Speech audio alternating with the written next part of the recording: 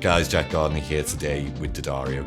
And today we are talking all about the cage system and how we can kind of understand it and maybe delve a little bit deeper than the common kind of lessons on cage system. In terms of organizing the fretboard and our visualization, there tend to be three very common methods that get used. There is 3 note per string, which I believe yields the kind of worst musical results. It very often ends up just leading to a shred fest, shall we say, and seeing how quickly we can run up and down scales, things like this. If you want to use 3 note per string musically, then you really have to delve into the idea of intervals and what is actually going on within those shapes. There is cage system, which is what we are looking at today. And then there is the intervallic function system, something which I got from Tom Quayle years ago. And that just leads to a kind of better understanding of the fretboard, in my opinion, and a better way of visualizing and having labels for all of these things on the fretboard. Guitar is not like a piano in the sense that on a piano, the note C is clearly the note C. It's that one white note and it just repeats in octaves. On guitar, we have so many different ways to play C. We can play here, here, here. We can play here, we can play here, and we can play here. So this is a battle that we constantly face. It's easy for us to transpose, and that's where we kind of have the edge over, say, something like a piano, because we learn a shape and we can move it up and down to get the next one. This often is kind of without its downfalls. We really need to understand what is going on in terms of the construction of these sounds if we want to become better guitar players. So, cage system, first and foremost, is a way of organizing the fretboard into 5 areas. Now, in order to understand how we construct these shapes, all we need to know is some basic open chords. So I'll start with a C major chord. Nice and straightforward. We should know what that looks like. But essentially with the cage system, the idea is that we can translate this chord into these different shapes, into these 5 different areas, by simply following the letter names within the word caged. What do I mean by that? Well, I will label this shape a C shape. If I want to find the next C, I look to the letters and I go, okay, in the word caged, A is going to be my next shape. And so an A shape looks like this. The reason being is that this part, this triad here, looks like an A major triad, the open chord version. We've essentially just transposed it up. If I move on to the next one, we have what is called the G shape then. And so this looks like an open G major chord. Think of an open G major. It's that same thing. We get this movement. The next one would be the letter E. So I'm looking for the E shape and it would be here. Looks like an open E major. The last one is the letter D and it would look like a D major shape and we get this. Looks like an open D major chord, right? But that's usually where guitar players kind of stop with this. The important thing, and it's essential really, in understanding how we can build things around it, is to identify where the root notes are in all of these shapes. So in reality, when I take this C, even if I play it up an octave, I am trying to identify my root note first and foremost here. I have it here and I have it here. What I do then is relate the other intervals in the chord to that root note. So I know that the major third is here. I know that the 5th is here. I could also do it backwards. You know, I could think that the 3rd is this way and I could think that the 5th is this way. But it's important to do that an octave up so you're not relying on open strings too. So I know the 3rd is here. I know the 5th is here. And then I know that my other root note is there. I should be able to do it the opposite way. Where's the 3rd? Where's the 5th? So when I then move into that next shape, I need to be able to understand how these intervals have changed. So when I take this A major shape then, or the open string A shape, I should say, I should be able to see that now I have a fifth here. The root is here, and the third is here. When I move to the G shape, I'm thinking there is my third, there is my fifth, there's a root here, there's my fifth actually, and then there's my root again. When I do the E shape, I'm thinking there is my fifth, there is my root again, there is the third, there is the fifth, there is the root. And then when I do the D shape, I'm looking for this root on the D string. I have the fifth, I have the root again, and then I have the third.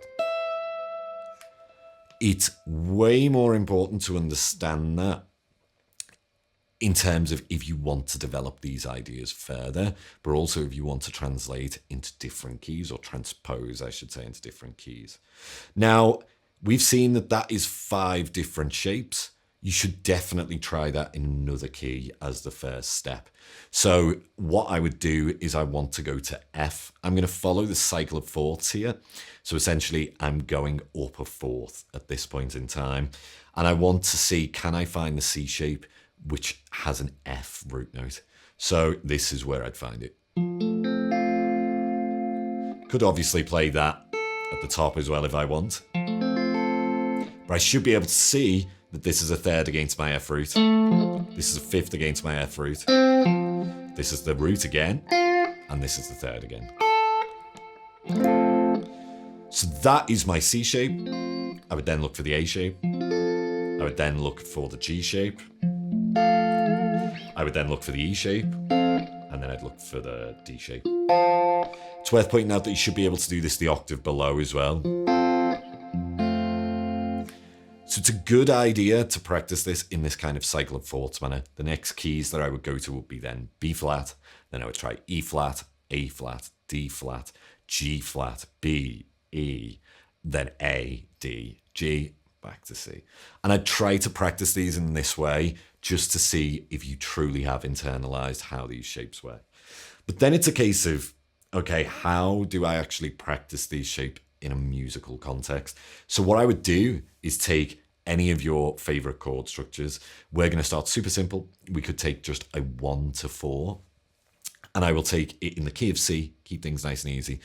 What do I mean by 1 to 4? That is essentially the chord 1 is C major, chord 4 is F major. And I will see if I can move between these shapes quite in a concise manner. Can I find the nearest one, shall we say? So say if I play C here, I could find an F here. There I played just the C shape of C, and I played the E shape of F. I could play the C shape of, the A shape of C here, and then the D shape of F. I could play the G shape of C here, and then the C shape of F. Play the E shape of C, and then the A shape of F. Then I could play the D shape of C here, and then I could play the G shape of F. So you can see how this is a way of kind of compartmentalizing, that is such a hard word to say, the fretboard into these 5 different shapes, really. But the importance of these intervals comes into play when we want to transfer these, or kind of, transform these, I should say, into minor shapes. So how would I do that? Well, if I know a little bit of theory and harmony, then I know that a major chord is constructed in the following way. We have root, a major third, fifth, and then we have, of course, if we want the root again as an octave, it's not necessarily needed, but we can take 1, 3, 5. Minor chord is 1 flat 3, 5. So all I need to do is essentially lower that third, and I should have a minor shape. So if we take the C shape from before, let's do it up an octave. I'm going to use my knowledge and I go, okay, that's the third. I just take that down a half step and I get the minor third.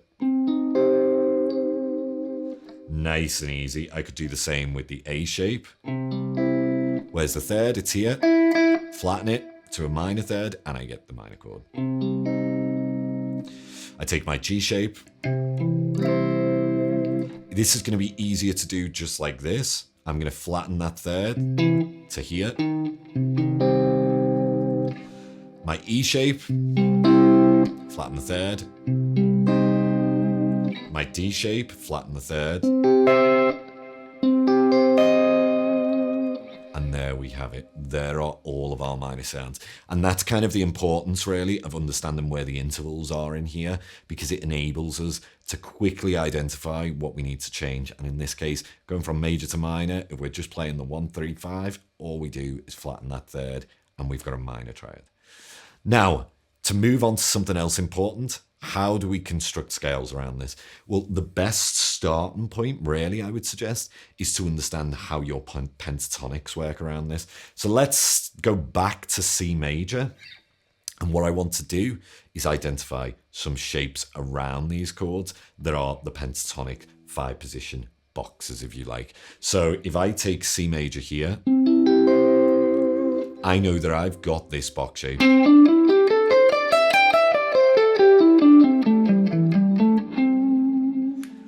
Now, I could think of that as like position 4 of a minor pentatonic A minor if I wanted to. That's how I label that shape in terms of a name. But in reality, I want to see the intervals around this too. So I'm thinking of my root. And I am thinking, okay, this is my 1. That is the root. I have the major second here. I have the major third. I have the 5th. I have the major 6th. And that is my pentatonic scale. It just repeats.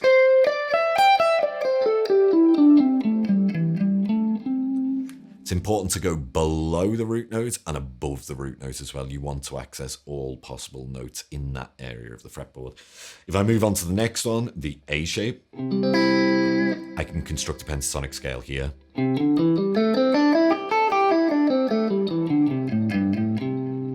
Commonly referred to as like position 5 of, say, like A minor pentatonic or C major pentatonic. And the idea is that I am seeing these intervals and labeling them around it. I also want to be practicing what they sound like against the root notes. That's a very important thing that people often forget too. So I want to be able to hear as well as see what a third looks like in comparison to that root note. Or next one would be that G shape. So I could get this pentatonic position.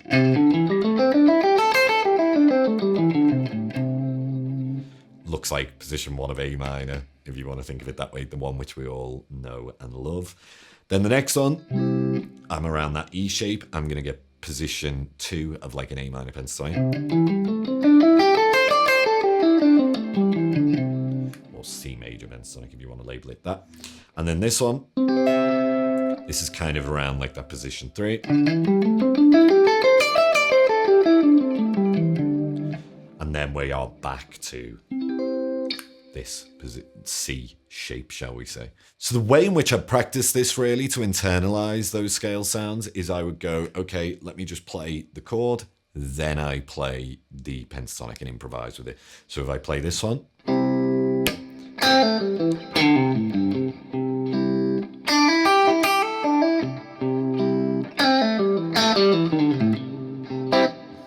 Move on to another position.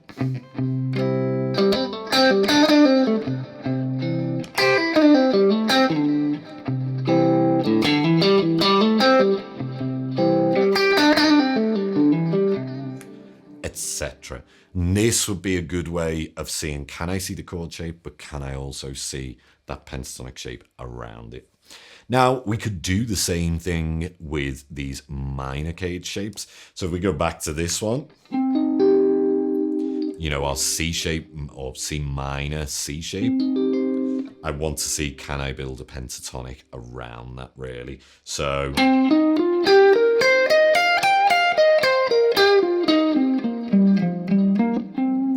looks like position 3 of a C minor pentatonic. We go to the A minor kind of shape. I've got position 4 of a minor pentatonic.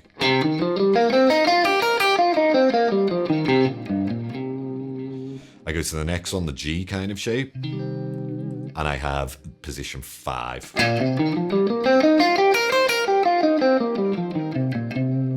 I go to the next one, which is the E minor shape, and I have position 1. I go to the next one, which is like the D minor side, and I have position 2.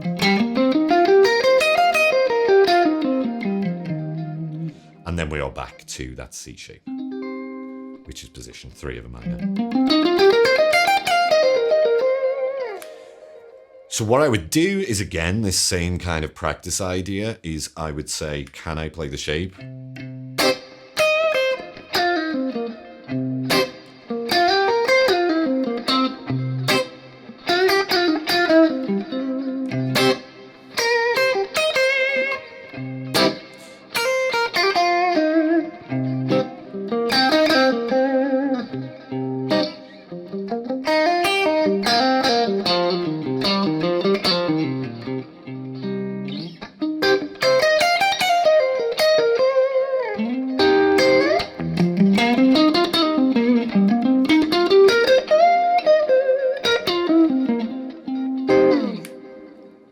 So I'm associating those minor pentatonics with a minor shape from within this cage system.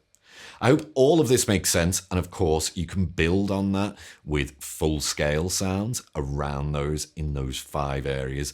But I think the most important thing is to understand the intervallic functions within them. So really get to grips with, what do those intervals look like when I create the chord shapes, but what do those intervals look like when I'm creating the minor pentatonic scales as well, always in relation to a root note. I hope all of this makes sense, and this is kind of just brushing the surface of the intervallic way of viewing the fretboard. I do believe the cage system can have its limitations in the sense that you can end up feeling a little bit stuck inside of these boxes. But if you are interested in getting more into those intervallic functions, then definitely check out. I have some free videos on YouTube, and of course I have some masterclasses over on my website if you want to go more in depth with your fretboard visualization. Anyway, I hope all of this makes sense, and I hope you have fun with some of those ideas. Guys, let me know what you think in the comments. This is Jack Gardner here with D'Addario. Till next time, cheers.